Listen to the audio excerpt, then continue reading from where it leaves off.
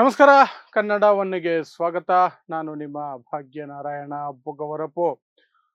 ಅದಾನಿ ಮೇಲೆ, ಗೌತಮ್ ಅದಾನಿ ಮೇಲೆ, ಯಾವ ಅದಾನಿ?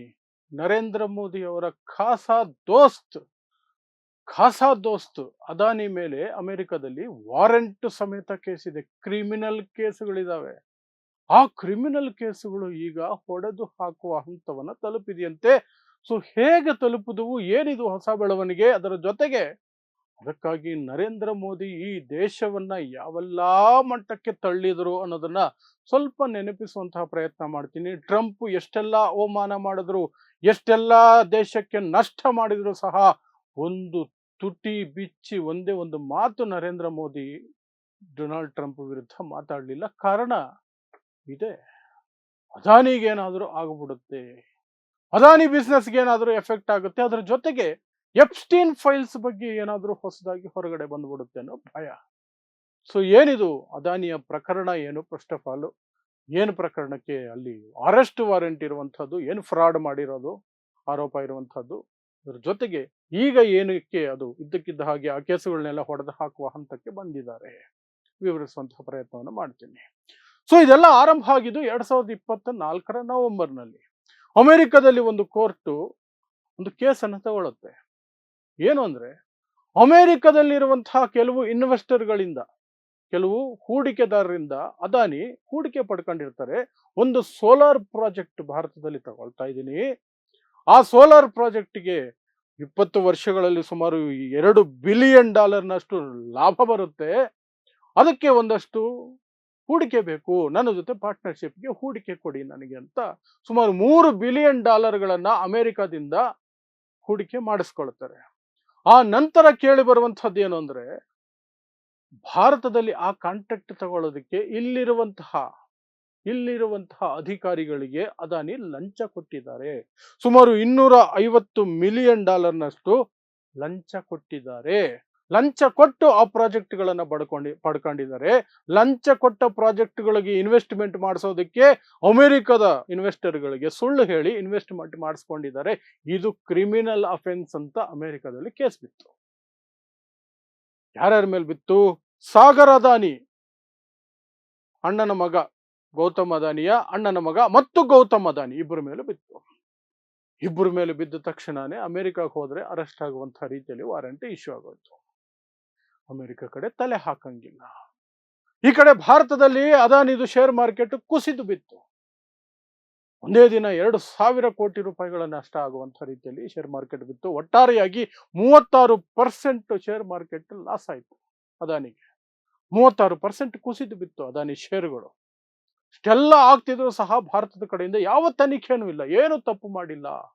ಸೆಬಿ ಹೇಳ್ತು ಏನು ತಪ್ಪು ಮಾಡಿಲ್ಲ ಅದಾನಿ, ಸಣ್ಣದಾಗ ಒಂದು ತನಿಖೆ ನಾವು ಮಾಡಿದ್ದೀವಿ, ಏನಿಲ್ಲ, ಈಸ್ ಅಬ್ಸಲ್ಯೂಟ್ಲಿ ಫೈನ್. ಅಮೆರಿಕ ಹೇಳ್ತದೆ ಈತ ಕ್ರಿಮಿನಲ್ ಅಫೆನ್ಸ್ ಮಾಡಿದ್ದಾನೆ, ಅರೆಸ್ಟ್ ಮಾಡಬೇಕು, ಈತನ ಕಾಂಟ್ರಾಕ್ಟ್ಗಳನ್ನ ಕ್ಲೋಸ್ ಮಾಡಬೇಕು ಅಂತ ಅಮೆರಿಕ ಹೇಳಕ್ ಶುರು ಮಾಡುತ್ತೆ. ಅದಾದ ನಂತರ ಏನಿತ್ತಲ್ಲ, ಸಾಕಷ್ಟು ಅವಮಾನಗಳು ಭಾರತಕ್ಕೆ. ನರೇಂದ್ರ ಮೋದಿ ಅಮೆರಿಕಗೆ ಹೋದಾಗ ನರೇಂದ್ರ ಮೋದಿಯನ್ನೇ ಪಕ್ಕದಲ್ಲಿ ಕೂರಿಸ್ಕೊಂಡು ಡೊನಾಲ್ಡ್ ಟ್ರಂಪ್ ಟ್ಯಾರಿಫ್ಗಳ ವಿಚಾರವಾಗಿ ಭಾರತವನ್ನ ಟ್ಯಾರಿಫ್ ಕಿಂಗ್ ಅಂತ ಮೂದಲಿಸೋದ್ರ ಜೊತೆಗೆ ಬ್ರಿಕ್ಸ್ ಸಪರೇಟ್ ಕರೆನ್ಸಿ ಮಾಡಬೇಕು ಅಂತ ನೋಡ್ತು. ಆದ್ರೆ ಈಗ ನನ್ನ ಮುಂದೆ ಬಂದು ಮಂಡಿಯೂರ್ತಾ ಇದೆ ಅಂತ ಹೇಳಿದ್ರು. ಯಾರು? ನರೇಂದ್ರ ಮೋದಿಯನ್ನ ಪಕ್ಕದಲ್ಲಿ ಕೂರಿಸ್ಕೊಂಡು. ಬ್ರಿಕ್ಸ್ ಅಲ್ಲಿ ಭಾರತವೂ ಇದೆ. ಭಾರತವೇ BRICS Brazil, Russia, China, India ಮತ್ತು ಸೌತ್ ಆಫ್ರಿಕಾ. ಅದು ಭಾರತದ ಪ್ರಧಾನಿನೇ ಕೂರಿಸ್ಕೊಂಡು ಬ್ರಿಕ್ಸ್ ದೇಶಗಳು ನನ್ನ ಮುಂದೆ ಮಂಡಿ ಹೊರ್ತಿದ್ದಾವೆ ಅಂತ ಹೇಳಿದ್ರು ಸಹ ನರೇಂದ್ರ ಮೋದಿ ಬಾಯಿಂದ ಒಂದು ಮಾತು ಬರಲಿಲ್ಲ. ಅಷ್ಟು ಮಾತ್ರ ಅಲ್ಲ ಆಗಿದ್ದು, ಇನ್ನೇನೇನಾಯ್ತು, ಭಾರತದ ಮೇಲೆ ಟ್ಯಾರಿಫ್ಗಳ ಮೇಲೆ ಟ್ಯಾರಿಫ್ ಹಾಕಿದ್ರು.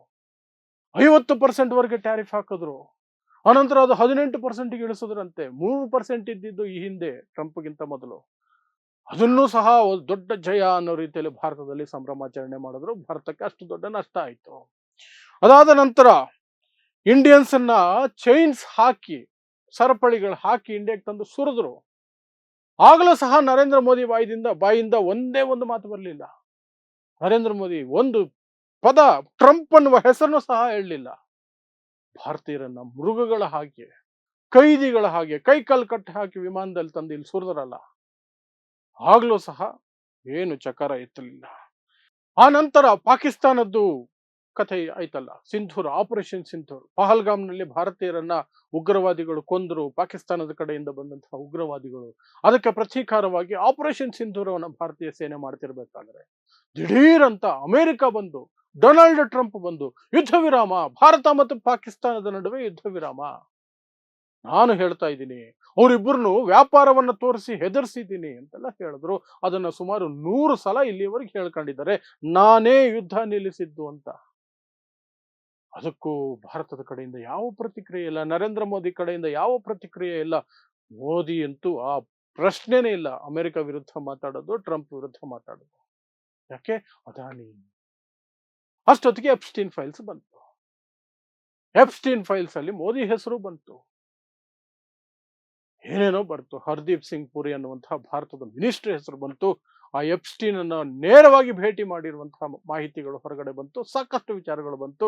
ಅನಿಲ್ ಅಂಬಾನಿ ವಿಚಾರ ಬಂತು, ಏನೆಲ್ಲ ವಿಚಾರಗಳು ಬಂತು. ಆಗಲೂ ಮೋದಿ ಕಡೆಯಿಂದ ಒಂದು ಮಾತಿಲ್ಲ, ಒಂದೇ ಒಂದು ಮಾತಿಲ್ಲ. ಆ ನಂತರ ಫ್ಯೂಯಲ್ ವಿಚಾರವಾಗಿ ರಷ್ಯಾದಿಂದ ತೈಲ ಖರೀದಿ ಮಾಡಬಾರ್ದು ನಿಲ್ಲಿಸ್ಬಿಟ್ರು ಭಾರತದವರು. ನಮಗೆ ಅಷ್ಟು ಚೀಪ್ ಆಗಿ ತೈಲ ಸಿಗ್ತಾ ಇತ್ತು, ಆದರೂ ಅಮೆರಿಕಾಗೆ ಹೆದರಿ ನರೇಂದ್ರ ಮೋದಿ ಸ್ಟಾಪ್. ವಿರೋಧ ಪಕ್ಷಗಳು ನರೇಂದರ್ ಸರೆಂಡರ್ ಅಂತ ಕಿಂಡಲ್ ಮಾಡಿದ್ರು, ನೋ ರೆಸ್ಪಾನ್ಸ್. ಏನು ಪರವಾಗಿಲ್ಲ, ನನಗೆ ಅದಾನಿನ್ ಕಾಪಾಡೋದೇ ಮುಖ್ಯ, ಎಪ್ಸ್ಟೀನ್ ಫೈಲ್ಸ್ ಅಲ್ಲಿ ಇನ್ನೂ ಏನು ಹೊರಗಡೆ ಬರ್ದಿರೋದು ಮುಖ್ಯ ಅಂತ ಗಟ್ಟಿಯಾಗಿ ನಿಂತ್ಕೊಂಡ್ರು ನರೇಂದ್ರ ಮೋದಿ. ಗಟ್ಟಿಯಾಗಿ ನಿಂತ್ಕೊಂಡ್ರು. ವಿಪಕ್ಷಗಳು ಸದನದ ಒಳಗೆ ಹೊರಗೆ ಎಲ್ಲ ಕಡೆ ಪ್ರತಿಭಟನೆಗಳನ್ನು ಮಾಡಿದ್ರು, ಪ್ರಶ್ನೆಗಳನ್ನು ಕೇಳಿದ್ರು. No no response. ಟ್ರಂಪ್ ಹೆಸರು ಹೇಳಲಿಕ್ಕೆ ಹೆದರ್ಕೊಂಡ್ರು. ಆ ನಂತರ ಇರಾನ್ ವಿಚಾರದಲ್ಲೂ ಅದೇ ಶುರುವಾಯಿತು. ಇರಾನ್ ಯುದ್ಧ ಆದ್ಮೇಲೆ ಇರಾನ್ ನಿಂದ ನೀವು ತೈಲ ಖರೀದಿ ಮಾಡಬಾರ್ದು. ಎಸ್ ಬಾಸ್, ಕಳ್ಸಲ್ಲ. ಚಬಹಾರ್ ಪೋರ್ಟ್ ಪ್ರಾಜೆಕ್ಟ್ ಇಂದ ಆಚೆ ಬರಬೇಕು. ಎಸ್ ಬಾಸ್, ಆಚೆ ಬರ್ತೀವಿ. ಪ್ರತಿಯೊಂದಕ್ಕೂ ಸರೆಂಡರ್. ಆಗ್ಲೇ ಅನುಮಾನಗಳು ದಟ್ಟ ಆಗಿದ್ದು, ಅದಾನಿನ ಸೇವ್ ಮಾಡೋದಕ್ಕೆ ನರೇಂದ್ರ ಮೋದಿ ಅವರು ಎಷ್ಟು ಕಷ್ಟಪಡ್ತಿದ್ದಾರೆ ಅನ್ನೋ ಪ್ರಶ್ನೆಗಳು ಬಂದಿದ್ದು. ಅದರ ಜೊತೆಗೆ ಏನು ಎಪ್ಸ್ಟೀನ್ ಫೈಲ್ಸ್ ಇದೆ, ಅದರಲ್ಲೂ ಸಾಕಷ್ಟು ವಿಚಾರ ಹೊರಗಡೆ ಬರುತ್ತಾ ಅಂತ. ಅದನ್ನೆಲ್ಲ ಒಟ್ಟಿಗೆ ಸೇರಿಸಿ ನೋಡಿದಾಗ್ಲೂ ನನಗಿದ್ದಿದ್ದು ಒಂದು ವಿಚಾರ, ಯಾವಾಗ್ಲೂ ನಾನು ಹೇಳೋದು ಏನು ಅಂದ್ರೆ, ನರೇಂದ್ರ ಮೋದಿ ಟ್ರಂಪ್ ಹೆಸರು ಹೇಳೋದಕ್ಕೆ ಹೆದರ್ತಾ ಇದ್ದಿದ್ದು, ಅಥವಾ ಟ್ರಂಪ್ ವಿರುದ್ಧ ಮಾತಾಡಕ್ಕೆ ಹೆದರ್ತಾ ಇದ್ದಿದ್ದು, ಟ್ರಂಪ್ ಬಾಯಿಂದ ಯಾವಾಗ ಯಾವ ಪದ ಹೊರಡುತ್ತೆ ಅಂತ ಗೊತ್ತಿಲ್ಲ. ಆತ ಇದ್ದಕ್ಕಿದ್ದ ಹಾಗೆ ಬಾಯಿಗೆ ಬಂದಂಗೆ ಏನ್ ಬೇಕಾದ್ರೂ ಭಾಷೆ ಬಳಸ್ಬಿಡ್ತಾನೆ. ಮೋದಿ ವಿರುದ್ಧ ಅಂತ ಭಾಷೆ ಬಳಸ್ಬಿಟ್ರೆ ಭಕ್ತರ ಮುಂದೆ ಮೋದಿ ಮಾನ ಮರ್ಯಾದೆ ಹರಾಜಾಗುತ್ತಲ್ಲ, ಚುನಾವಣೆ ಸೋತು ಹೋಗ್ಬಿಡ್ತಾರಲ್ಲ ಅನ್ನೋ ಭಯ. ಆ ಭಯಕ್ಕೇನೆ ಮೋದಿ ಟ್ರಂಪ್ ಮಾತು, ಟ್ರಂಪ್ ವಿಚಾರ, ಟ್ರಂಪ್ ಹೆಸರು ಯಾವುದು ಮಾತಾಡ್ಲಿಲ್ಲ, ಹಾಗೇ ಮೇಂಟೈನ್ ಕೊಂಡು. ಸೊ ಅದೆಲ್ಲ ಈಗ ಫಲ ಕೊಡ್ತಾ ಇದೆ ಅಂತ ಅನಿಸ್ತಾ ಇದೆ. ಯಾಕೆಂದ್ರೆ ಅದಾನಿ ಕೇಸು ಈಗ ಡಿಸಾಲ್ವ್ ಆಗುವ ಎಲ್ಲ ಸಾಧ್ಯತೆಗಳು ಕಾಣಿಸ್ತಾ ಇದಾವೆ. ಆಲ್ಮೋಸ್ಟ್ ಆಗ್ತಾ ಇದೆ, 100% ಆಗ್ಬಿಡುತ್ತೆ ಅನ್ನೋ ಮಟ್ಟಕ್ಕೆ ಬಂದ್ಬಿಟ್ಟಿದೆ. ಎಲ್ಲ ಕ್ರಿಮಿನಲ್ ಕೇಸುಗಳನ್ನು ವಾಪಸ್ ಪಡ್ಕೊಂಡು ಅವೆಲ್ಲ ಡ್ರಾಪ್ ಮಾಡ್ತೀನಿ ಅಂತ ಅಮೆರಿಕ ಕೋರ್ಟ್ ಅಲ್ಲಿ ಒಂದು ಒಪ್ಪಂದ ಆಗ್ತಾ ಇದೆ. ಅದಾನಿ ಕಡೆಯ ಲಾಯರ್ಗಳು ಅಮೆರಿಕಾಗ ಹೋಗಿ ಅಲ್ಲೊಂದು ಒಪ್ಪಂದ ಮಾಡ್ಕೊಳ್ತಿದ್ದಾರೆ. ನಾವಿಲ್ಲಿ ಸುಮಾರು $10 ಬಿಲಿಯನ್ ಇನ್ವೆಸ್ಟ್ಮೆಂಟ್ ಮಾಡಿ 15,000 ಅಮೆರಿಕನ್ನರಿಗೆ ಕೆಲಸ ಕೊಡ್ತೀವಿ, ಹಾಗಾಗಿ ಈ ಕೇಸುಗಳನ್ನ ಡ್ರಾಪ್ ಮಾಡಿ ಅಂತ ಒಂದು ಒಪ್ಪಂದ. ಈ ಕೇಸುಗಳನ್ನ ಡ್ರಾಪ್ ಮಾಡಿದ್ರೆ $10 ಬಿಲಿಯನ್ ಅದಾನಿ ಅಮೆರಿಕದಲ್ಲಿ ಇನ್ವೆಸ್ಟ್ಮೆಂಟ್ ಮಾಡೋದಂತೆ, 15,000 ಜನರಿಗೆ ಉದ್ಯೋಗಾವಕಾಶವನ್ನು ಕಲ್ಪಿಸ್ಕೊಡೋದಂತೆ. ಅದಕ್ಕೆ ಪ್ರತಿಯಾಗಿ ನನ್ನ ಮೇಲಿರುವಂತಹ ಕ್ರಿಮಿನಲ್ ಕೇಸಸ್, ಅರೆಸ್ಟ್ ವಾರೆಂಟ್ ಎಲ್ಲ ಕ್ಲೋಸ್ ಆಗ್ಬಿಡ್ಬೇಕು. ಯಾರ ಪ್ರತಿಫಲ? ನರೇಂದ್ರ ಮೋದಿ ತಾಳಿದಂತಹ ತಾಳ್ಮೆ. ದೇಶಕ್ಕೆ ಏನಾದರೂ ಆಗ್ಲಿ, ಅವಮಾನ ಆಗ್ಲಿ, ನಷ್ಟ ಆಗ್ಲಿ, ಆರ್ಥಿಕತೆ ಕುಸಿಲಿ, ಏನೇ ಆಗ್ಲಿ, ಜನ ಪೆಟ್ರೋಲ್ ಇಲ್ಲದೆ ಸಾಯ್ಲಿ, ನಾನಂತೂ ಅದಾನಿನ್ ಸೇಫ್ ಗಾರ್ಡ್ ಮಾಡೋ ರೀತಿಯಲ್ಲೇ ನಡ್ಕೊಳ್ತೀನಿ ಅನ್ನೋ ರೀತಿಯಲ್ಲೇ ನಡ್ಕೊಂಡ್ರಲ್ಲ ನರೇಂದ್ರ ಮೋದಿ. ಅದರ ಪ್ರತಿಫಲವಾಗಿ ಇವತ್ತು ಅದಾನಿಗೆ ಇಂತಹದೊಂದು ಸನ್ನಿವೇಶ, ಸಂದರ್ಭ ಒದಗಿ ಬಂದಿದೆ. ಏನಂದ್ರೆ ಕ್ರಿಮಿನಲ್ ಅಫೆನ್ಸ್ಗಳೆಲ್ಲ ಅಲ್ಲಿ ಡ್ರಾಪ್ ಆಗ್ತಾ ಇದಾವೆ. ಇನ್ನೊಂದು ವಾರ 10 ದಿನದಲ್ಲಿ ಮುಗಿದೋಗುತ್ತಂತೆ ಎಲ್ಲ. ಅದಕ್ಕೆ ನಾವು ಯಾರಿಗೆ ಅಭಿನಂದನೆ ಹೇಳಬೇಕು? ನಮಗೆ ನಾವು ಏನು ಹೇಳ್ಕೋಬೇಕು? ನರೇಂದ್ರ ಮೋದಿಗೆ ಏನು ಹೇಳಬೇಕು? ಈ ದೇಶದ ಸರ್ಕಾರಕ್ಕೆ ಏನು ಹೇಳಬೇಕು? ನೀವೇ ಯೋಚನೆ ಮಾಡಿ.